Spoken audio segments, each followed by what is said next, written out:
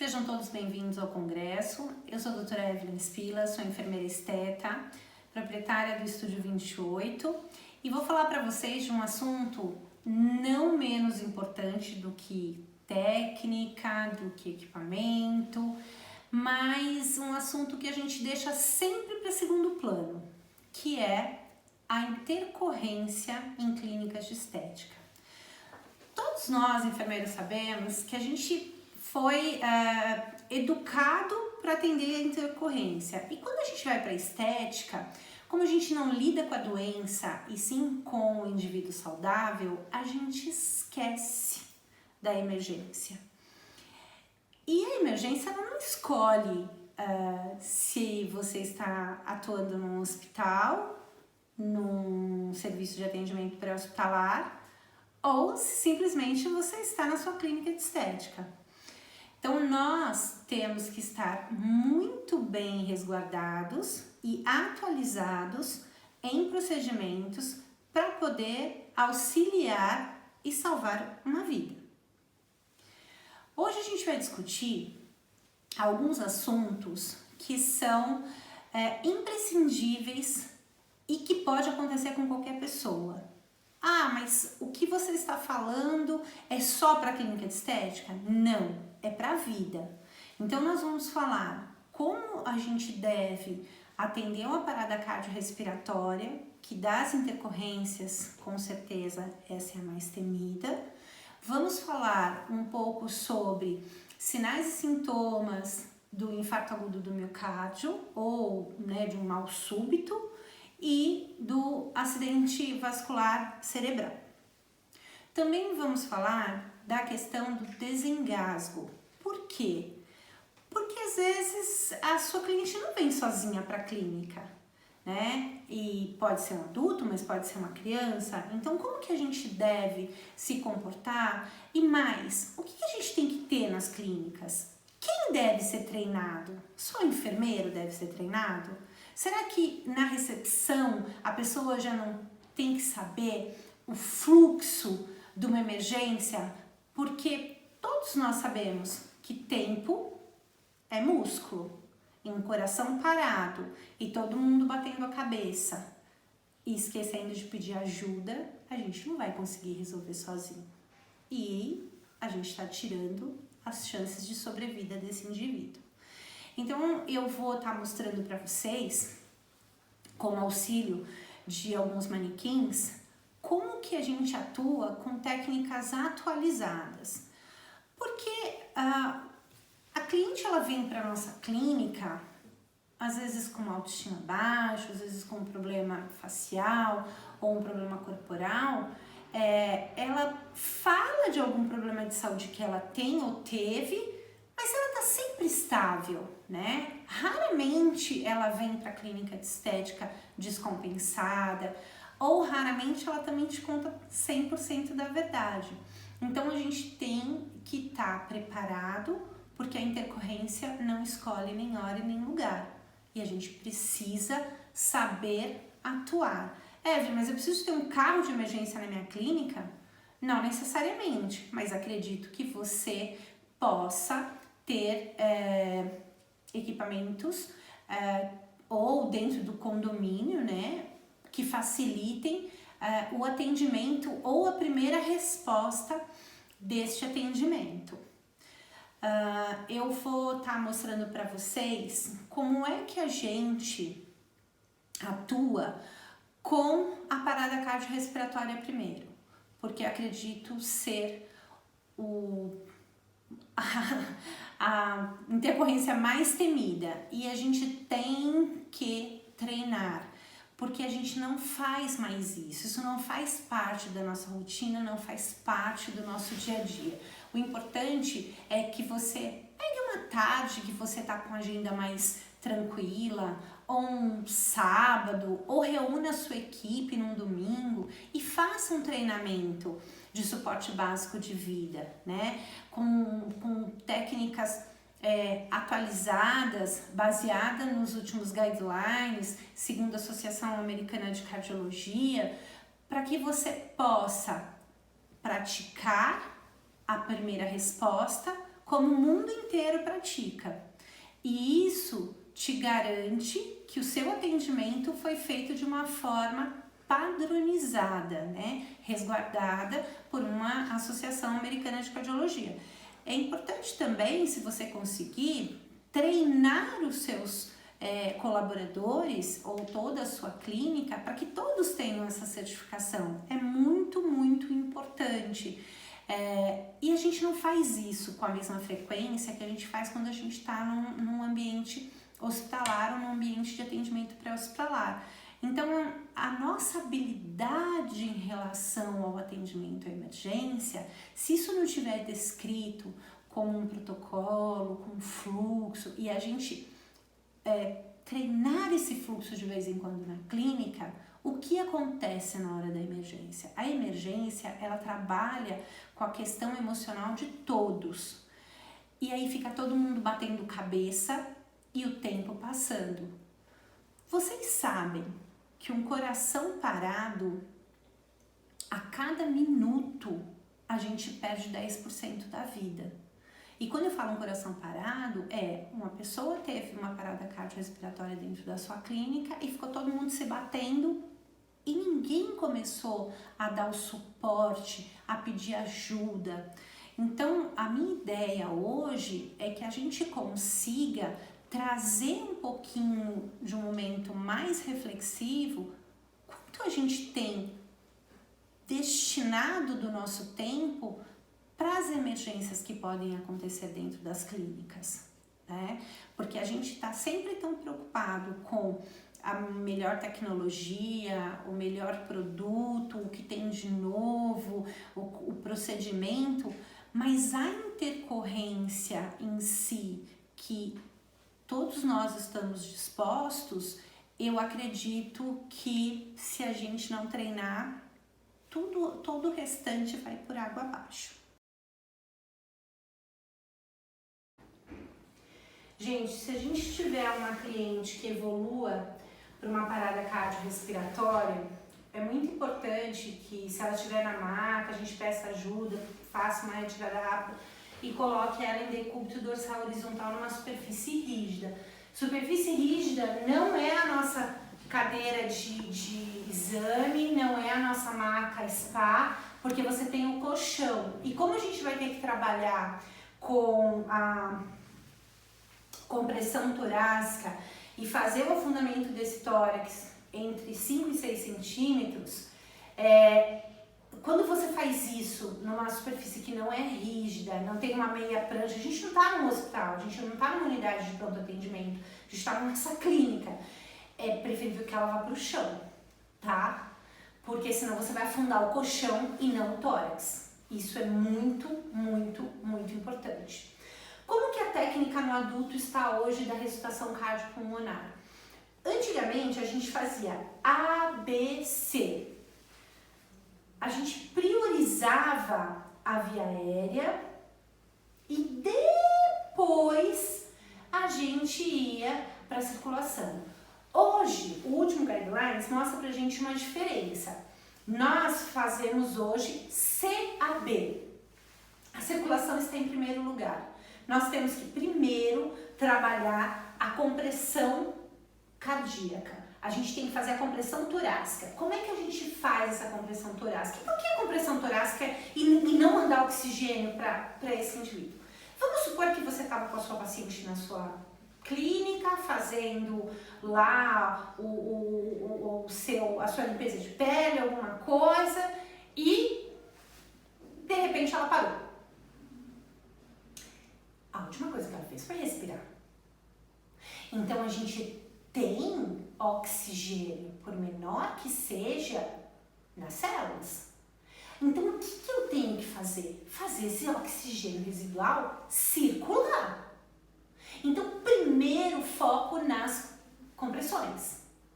Qual é a posição do socorrista na hora da compressão? Se você tiver em 2 pessoas, nós vamos fazer 30 compressões e 2 ventilações. Eu vou estar trabalhando com vocês com 2 equipamentos para a gente trabalhar as ventilações. O ressuscitador manual, válvula máscara. A gente conhece muito no hospital como Ambu, mas Ambu é uma marca. E a Pocket Mask, que eu acredito que isso aqui, gente, não tem um custo tão elevado. A gente pode ter uma Pocket dentro da nossa clínica, entendeu? Até porque você pode fazer a desinfecção do filtro, você pode limpar a Pocket e deixar guardada. Ela vem numa caixinha muito prática. Entendeu? E isso ajuda você a salvar uma vida.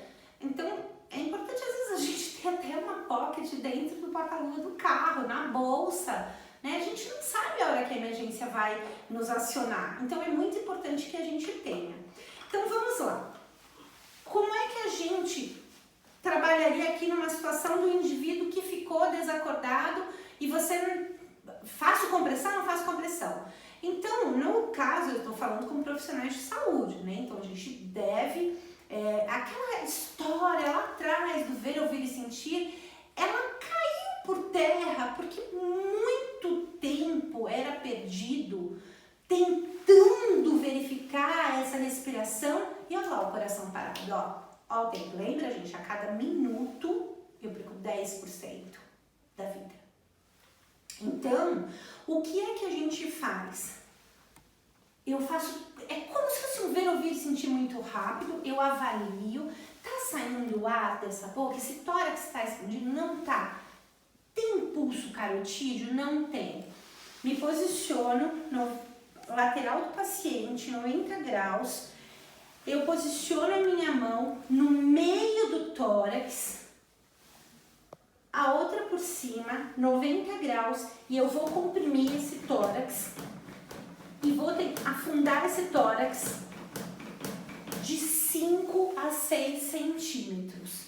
Tem que ser uma compressão forte, né? E eu vou movimentar quanto? Eu tenho que fazer em torno de 100 a 120 movimentos por minuto. Se eu tiver sozinha, e se eu não me sentir segura em fazer a ventilação, e se eu não lembrar como... eu vou só comprimir. Agora, se eu tiver o recurso, eu vou fazer 30 compressões e 2 ventilações. 30 compressões e 2 ventilações, tá? Então,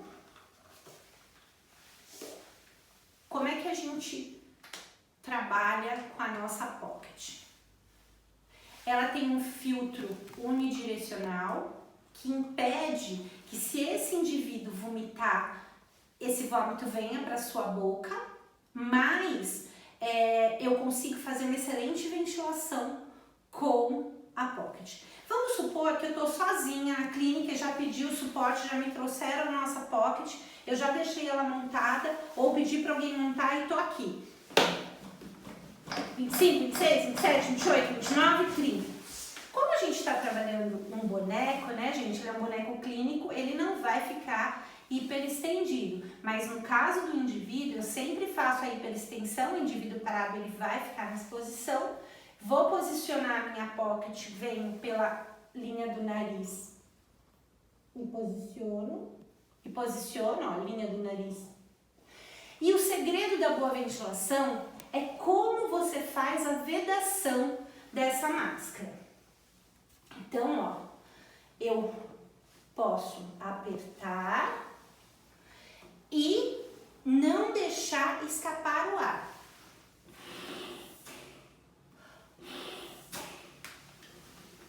Viram? O que a gente vai ver é uma expressão desse tórax. Então, mas eu demoro, A primeira coisa, se o meu indivíduo tá aqui, tá caído, eu fiz a técnica, mas eu vou fazer desde o início agora, como se tivesse acabado de acontecer, para vocês perceberem que a gente não pode perder nenhum tempo. Então, Dona Maria, Dona Maria, Dona Maria, não responde. Aparentemente não tem elevação de tórax, não tá saindo ar. Gente, liga 192, fala que a gente tem um paciente inconsciente e não respira. Traz a pocket pra mim e pede um desfibrilador no condomínio.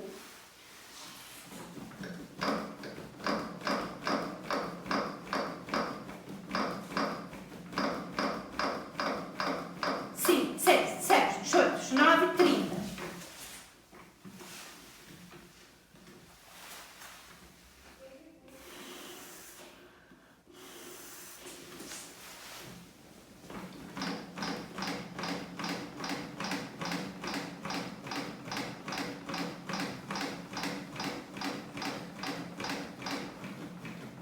Sim, 6, 27, 28, 29, 30.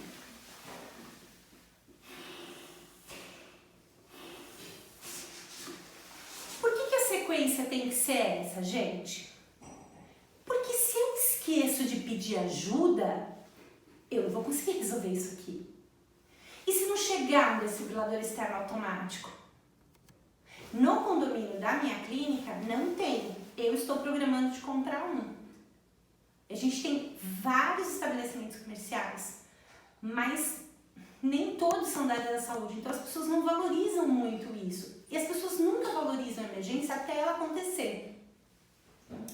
Então a minha ideia é conseguir trazer um para a clínica, porque se acontecer uma intercorrência, a gente tem. Quem tem prédio comercial, tem o seu estabelecimento no prédio, geralmente prédios, eles já trabalham isso de uma forma mais prática, eu tenho percebido. Mas a gente tem que chamar ajuda, porque essa ambulância tem que vir com recurso próprio. Se eu tenho um paciente parado, se eu tenho um paciente que não respira, que está inconsciente, é muito importante que a central de regulação que receba essa informação saiba que ela tem que me mandar um recurso que tem que vir com um desfibrilador externo automático, pelo menos, ou com um desfibrilador da ambulância, né? Então, é muito importante que a gente também treine as pessoas que trabalham com a gente, para que ela passe essa informação na central de regulação muito, muito bem passada. Gente, mas e se eu optar por não ter a pocket? Se eu optar por ter o nosso respirador manual, bolsa, válvula, máscara. É importante que eu lembre da técnica, que é uma técnica um pouco mais complicada, um pouquinho, se a gente não faz isso com tanta frequência, a nossa mão perde isso. E lembrar que toda vez que eu for usar o vulgo ambu, eu não me posiciono na lateral do indivíduo. Eu vou ter que fazer esta posição. Cada prendo na minha perna. E aí eu vou vedar como se fosse um C e um E.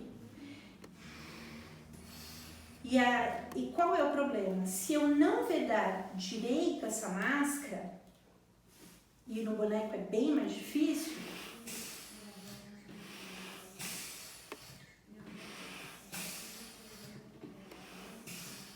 gente, outro problema muito sério em questão ao ambu. Geralmente a gente tá muito nervoso nessa hora e a gente tende a fazer isso, ó. Já chamou? Alguém sabe se tá chegando a ambulância? Alguém já pediu ajuda? E é choro desse. Só que a gente não respira assim. A gente não respira. Então a gente tem que respeitar esse intervalo de 1 segundo entre as ventilações. Quanto é que eu mando de ventilação? Num indivíduo parado, de 5 a 6 ventilações por minuto, né? Mas isso eu tenho que já estar numa sintonia com quem está fazendo a nossa compressão torácica. Então, nesse caso, a pocket pra gente aqui vai ser muito mais prática até o atendimento chegar, tá? Então, vamos só repassar, porque essa parte é muito importante. Eu chamo o indivíduo, senhora, senhora, senhora. Eu olho se tem elevação torácica, eu olho, tento sentir se está saindo um pouco de ar e eu vejo se tem pulsação. Não tem. Primeira coisa, eu peço ajuda, ligue para o SAMU, avise que tem uma vítima inconsciente e que não respira. Eu já dei os sinais de como que está a vítima. Traz a pocket, traz o ambu e, se tiver no centro que você trabalha, o desfibrilador. É muito importante que o desfibrilador chegue até os primeiros 5 minutos dessa parada cardiorrespiratória. Por quê? Porque a gente entende que nesses minutos você tem um coração fibrilando e o desfibrilador vai ser muito útil. A gente vai testar aqui com o desfibrilador de treinamento. Mas é muito importante que a gente treine todas as pessoas, gente, que trabalham com a gente, porque também não adianta você achar que você vai conseguir fazer tudo sozinho, que você vai estar em todos os lugares, em todas as ocorrências. Então é muito importante que a sua equipe, eu vou falar isso todas as vezes, saiba como atuar numa situação de emergência, tá? Então pedimos ajuda, trouxeram a pocket, eu vou para as minhas compressões, que são 30 compressões e 2 ventilações, se eu for optar por comprimir e ventilar. Se eu não me sentir segura com a pocket, com um ambu, eu vou ficar comprimindo entre 100 a 120 compressões por minuto, ok? E se chegar o desfibrilador o quanto antes, essa é a parte mais importante. Espero que esteja tudo bem até aqui, eu sei que são muitas informações, mas a gente vai estar à disposição para as dúvidas que vocês tiverem. Gente, eu trouxe o meu desfibrilador de treinamento, que é exatamente a mesma coisa de um desfibrilador normal, é que eu uso para dar treinamento de primeiros socorros e de esporte básico de vida. E no treinamento é bom que seja um de treinamento para não ter um choque verdadeiro.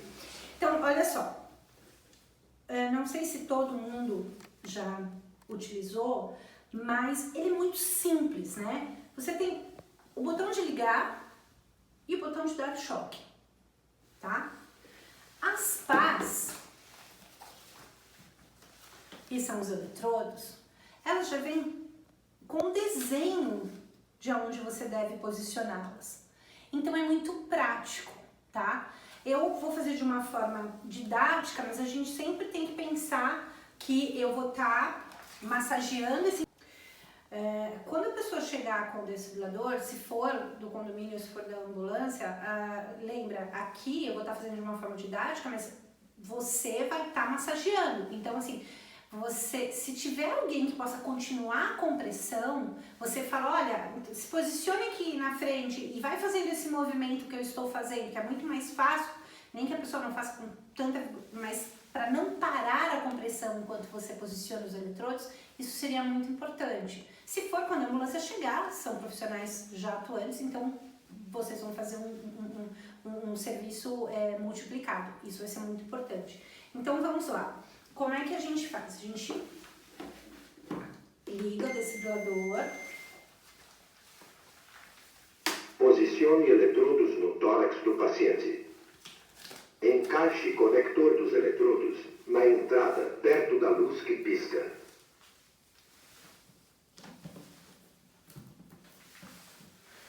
E olha só. Posicione eletrodos. É exatamente a mesma Encaixe coisa. conector. Aqui, gente, é um desfibrilador de treinamento, então eu vou ter que dar o comando para ele poder dar a sequência, tá? Posicione eletrodos. Encaixe conector.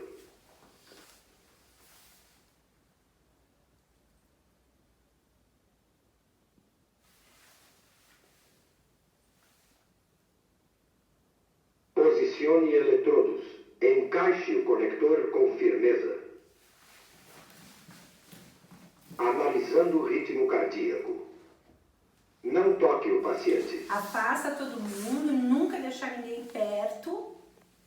Choque recomendado. Carregando. Afaste-se do paciente.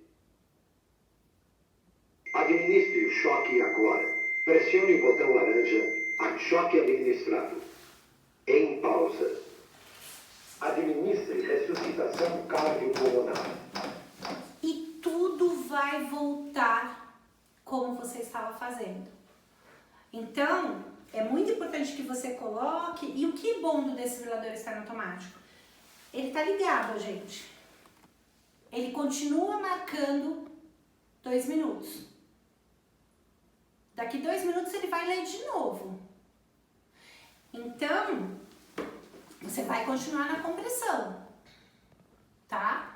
Você vai continuar na compressão e na ventilação, até ele pedir para você parar, que ele tá fazendo a análise novamente. Então, de ressuscitação cardiopulmonar, esse seria o procedimento. Então, identifiquei a ocorrência, pedi ajuda, pedi para ligarem no 192, pedi para passar o caso, que é um paciente inconsciente e sem respirar, e pedir um desfibrilador estar no automático. Se tiver, ótimo. Se não tiver, vai chegar com o recurso que vocês pediram. Começo a compressão, né? Avalio o paciente, começo a compressão com 30 movimentos, sempre lembrando que esse tórax eu vou afundar de 5 a 6 centímetros e 2 ventilações, seja com a pocket ou seja com o ambu. Chegou o desfibrilador, se eu tiver alguém para me auxiliar, continua a compressão e eu coloco esse desfibrilador e já faço o primeiro choque, ok? Então, acho que de parada cardiorrespiratória, estamos por aqui. Quando a gente fala do acidente vascular cerebral, vascular encefálico, a gente tem sempre uma preocupação muito grande porque é um mal súbito, né? Você pode estar com a sua cliente na maca, numa cadeira de exames e ela começar com esse mal-estar. Geralmente, as pessoas apresentam alguns sinais e, como em toda emergência, você não vai resolver sozinho. Você vai precisar chamar ajuda. Então, chamar ajuda que eu digo, no nosso país, nós não temos uma central única. Então, o mais adequado seria você chamar 192, que é o SAMU, né? Na falta, 193, que é o Corpo de Bombeiros, porque também algumas unidades têm uma ambulância do SAMU junto. E se você chamar 190, também vai chegar ajuda, mas a ajuda especializada seria do Serviço de Atendimento Pré-Hospitalar, que no nosso país é o SAMU. Claro, se você está dentro de uma clínica e essa clínica está num condomínio, esse condomínio tem um serviço de atendimento pré-hospitalar, você vai seguir o fluxo, que é com o melhor tempo-resposta, que é o fluxo do seu condomínio. Mas é muito importante que todo mundo dentro da sua clínica entenda que tempo faz toda a diferença para o indivíduo. Então, no caso, quais seriam formas, né, as formas que a gente tem para estar identificando esses sinais e esses sintomas? O indivíduo pode não apresentar todos, mas a presença de um já te dá um grande indício de que ele pode estar tendo um acidente vascular cerebral. Então, hoje a gente usa uma escala chamada FAST. Você avalia a face do indivíduo, os braços do indivíduo pela questão da força motora, a fala do indivíduo e o tempo, se você conseguir. Então, vamos supor que nós estejamos com uma cliente na clínica, deitada, realizando um procedimento e deixamos ela ali ou uns 20 minutos numa sala com uma máscara agindo, ou deixamos ela numa manta. E quando a gente volta, ela tá mais prostrada, não tá conseguindo falar direito. Então, o FAST seria, você olha para a face dela e ver se ela não tem um desvio de rima, né? O que a gente fala, pede para ela sorrir. Se ela sorrir e não tiver nada, ó, a gente sobe os dois lados. Se ela tiver com desvio de rima, só um lado vai subir do sorriso. Agora, se estiver presente, você vai falar, ah, então tudo bem, posso parar por aí? Não, faça a escala inteira. A técnica dos braços, ela é muito interessante. Você pode pedir para ela levantar os braços e com certeza, se ela tiver um comprometimento, um braço vai subir e o outro não vai conseguir acompanhar. Como a pessoa está lúcida, eu, Evelyn, gosto de pedir para que ela faça isso com os olhos fechados, porque eu acredito que ela não fique tão tensa e não fique tentando trazer aquele braço que não está tendo a mesma força motora. Então eu peço para ela sempre fazer assim, olha, eu vou fazer um teste com você, mas eu vou pedir para a hora que você realizar, você feche os olhos. Então eu peço para feche os olhos e eu vou pedir para você erguer os dois braços. Então, geralmente, se tiver algum comprometimento, o que vai acontecer?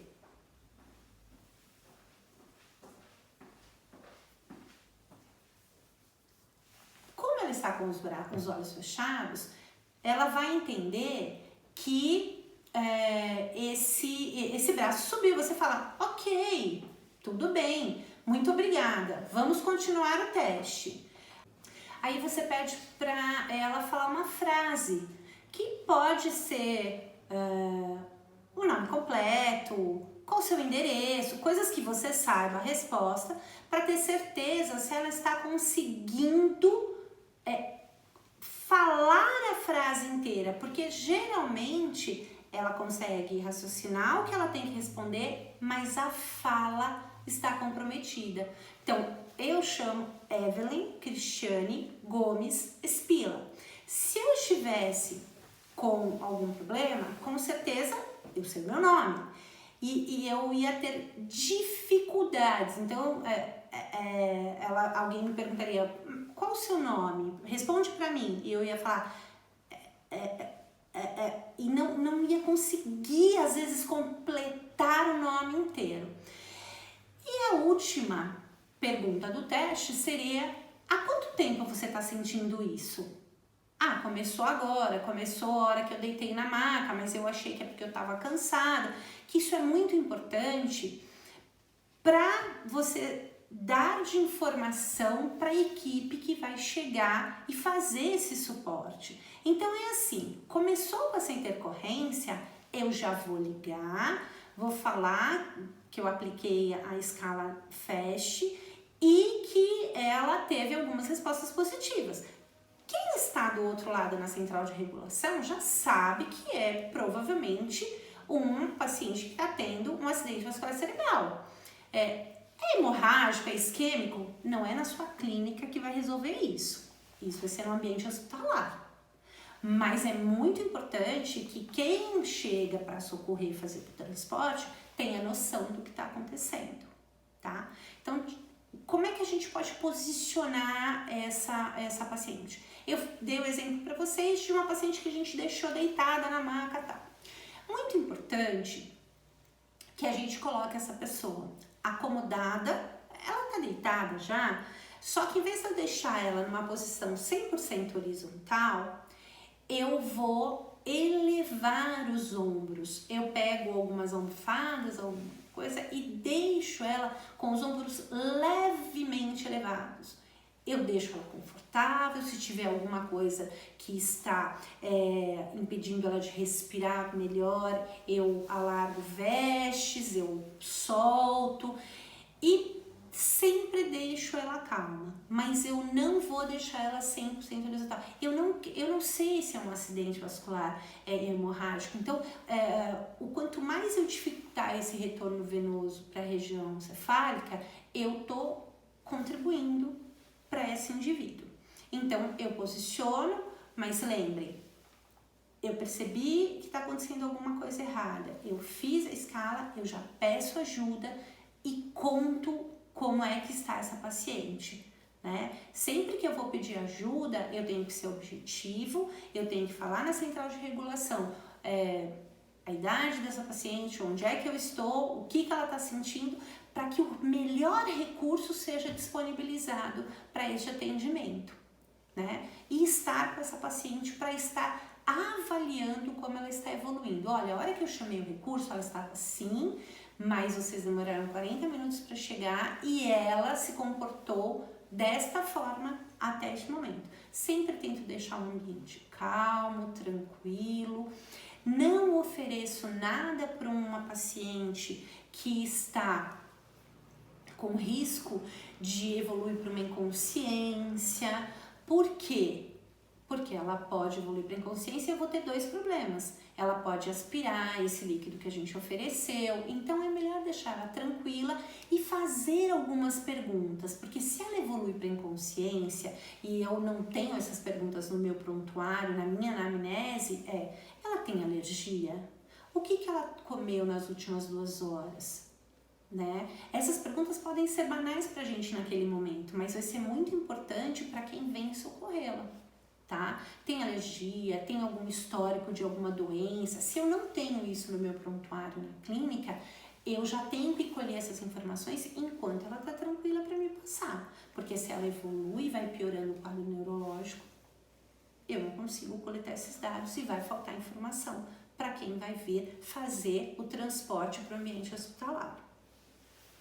Eu acho que de AVC a gente pode parar por aqui.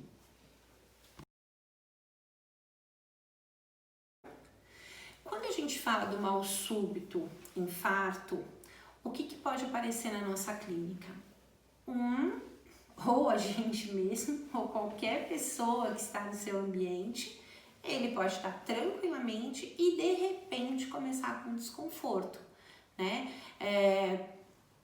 A dor, geralmente, né, o que está descrito nos livros, é uma dor excruciante, uma dor em forma de ele sente nesta região central, mas a gente tem descrito inúmeras outras dores. Então é uma dor excruciante, a dor da angina que irradia para o braço direito, que pode vir para a região de mandíbula, que pode pegar a região das escápulas, mas também a gente tem relatos de infartados que não sentiram dor forte, tiveram uma náusea, vomitaram e evoluíram para um processo de infarto. Então, assim, é muito importante que a gente consiga avaliar e o mais importante, nós estamos numa clínica de estética, né? Nós não estamos na retaguarda de um ambiente hospitalar. Então, a calma e o fluxo na nossa cabeça. Bom, a pessoa tá ali com aquela dor. Então vamos perguntar se ela já teve essa dor anteriormente, se ela já... Às vezes você tá cuidando de um paciente e ela fala, não, eu já tenho um stent, já tive um infarto no passado. Opa! Né? Será que esse histórico, como que tá essa dor? E se ela tá sozinha, você vai deixar ela pegar o carro? Não, então vamos avaliar. Então, o que a gente faz em relação ao infarto? A dor no peito, a gente não espera para ver se passa. É uma dor forte, você coleta os dados desse indivíduo. Se tiver na sua clínica um aparelho de pressão, é sempre importante se você está sempre com os dados vitais dos seus pacientes assim que chega no seu consultório. É muito importante porque numa intercorrência você sabe como ele deu entrada e como que ele estava depois, né, da intercorrência. Mas você poder pedir ajuda e falar, olha, ela tem esse histórico, ela já me contou que teve um infarto anteriormente, diz que a dor é muito parecida. Então, quando você ligar para pedir socorro, a central de regulação, é muito importante que você fale que é uma suspeita de um infarto. Como é que eu posiciono essa paciente? Eu tento deixar o mais confortável possível. Se tiver algum roupão, alguma veste que estiver apertada, eu vou deixar ela frouxa. E o que a gente tem dos protocolos internacionais primeiro perguntar se essa paciente tem alergia à aspirina. E depois, o que é protocolado hoje, né, pela American Heart Association, é que você pode utilizar 3 comprimidos de aspirina infantil, aqui no Brasil, que dá 300 miligramas, e você pede para que ela mastigue. Você não dá água nem para ela tomar aspirina, tá? E você pede ajuda, deixa ela em repouso, de preferência também muito parecido com aquela posição que a gente colocou o nosso paciente que teve uma suspeita de AVC, essa suspeita de infarto eu também vou deixar ela com os ombros erguidos, não vou deixar ela deitada, vou ficar conversando, coletando informações que sejam importantes, o que ela está sentindo, como que essa dor está evoluindo, de 0 a 10 como que estava e como que está agora, se ela tem alergia, se ela comeu alguma coisa, porque se ela evolui para uma inconsciência, e outra, né, gente, a gente tem que estar preparado para a evolução para uma parada cardiorrespiratória em todos os casos.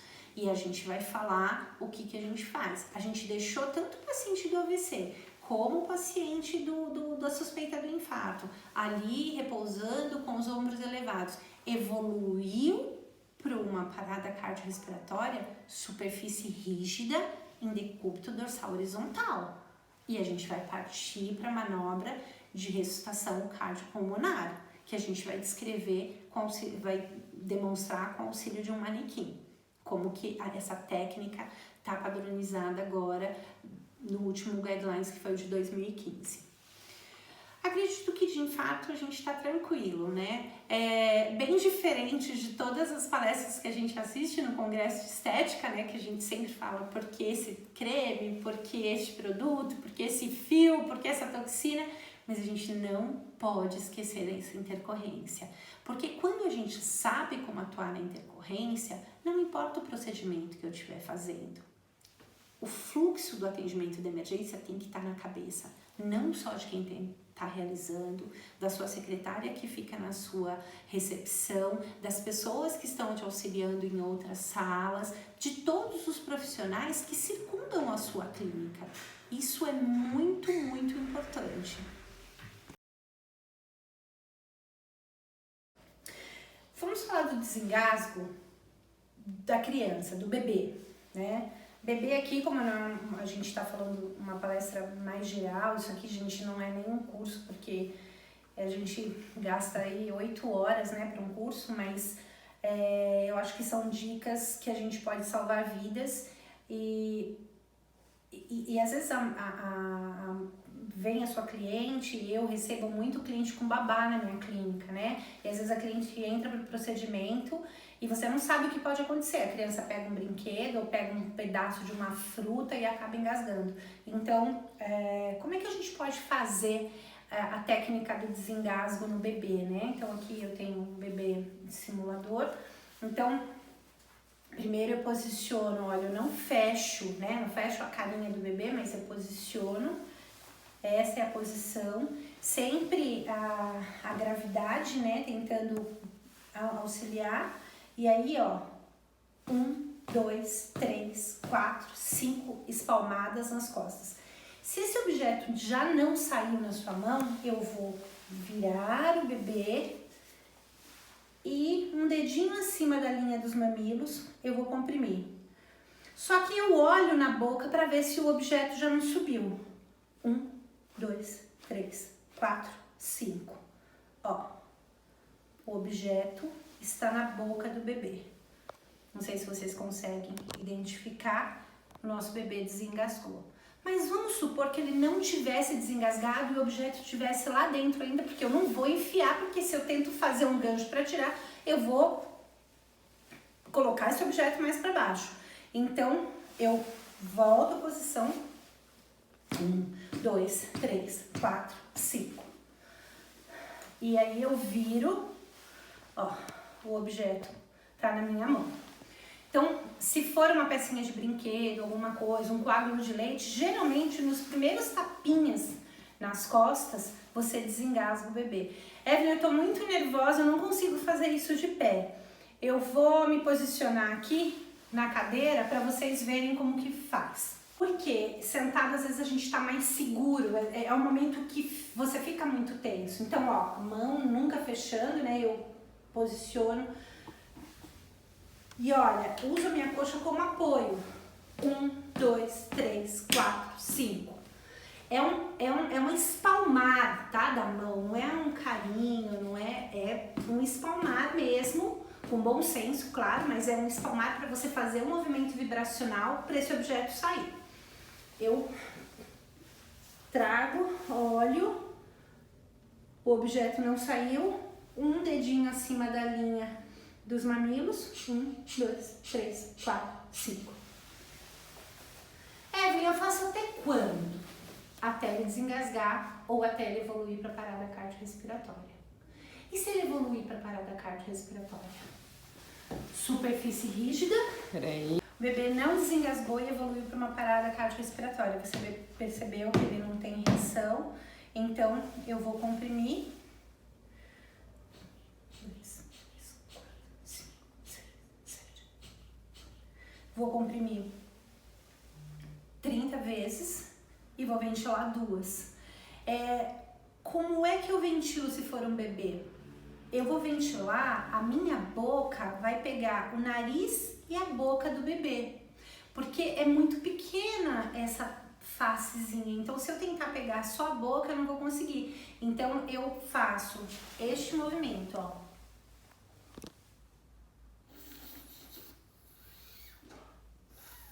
E ventilo 2 vezes. Tudo bem que eu tava de batom, acabei sujando todo o meu bebê. Mas é isso, gente, tá? Então eu gosto sempre de falar do desengasgo da criança porque a gente não sabe. Mas até quanto eu seguro assim? Bom, eu seguro assim se for uma criança que eu consigo suportar no meu braço, na minha coxa ali. Se for uma criança maior, eu vou ajoelhar essa criança, eu vou ficar atrás dessa criança, vou colocar o meu dedo na região do umbigo dessa criança, vou subir a minha mão e vou colocar a outra por cima e vou fazer este movimento, ó, para dentro e para cima, para dentro e para cima.